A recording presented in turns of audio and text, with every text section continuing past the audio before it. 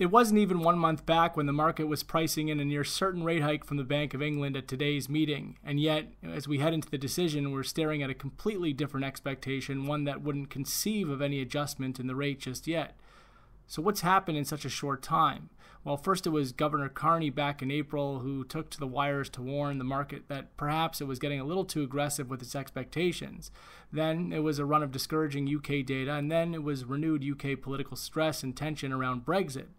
When it rains, it pours, and it poured all over the currency that could do no wrong at fresh post-EU referendum highs back on April 17th against the US dollar.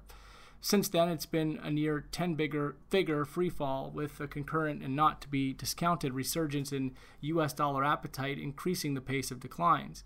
But markets are fickle, and we believe just as the market was quick to 180 on the rate hike expectation at today's meeting, it was far too quick in assuming the worst, with the reality at the moment probably somewhere in between. We believe this leaves the pound in a position to recover in the days ahead, particularly when looking at a medium-term technical picture that could easily be classified as this current round of setbacks being nothing more than a healthy correction within a still well-defined uptrend. If we do see any additional weakness, we expect it to be limited to the 133 area, with daily studies also very oversold and already begging for some form of a bounce. Interestingly, despite the market pricing a 15% chance for a rate hike today, the Time Shadow MPC has not wavered in its hawkish stance, voting 6-3 for an immediate quarter-point rate rise that was also accompanied by calls by two members calling for a winding down of QE.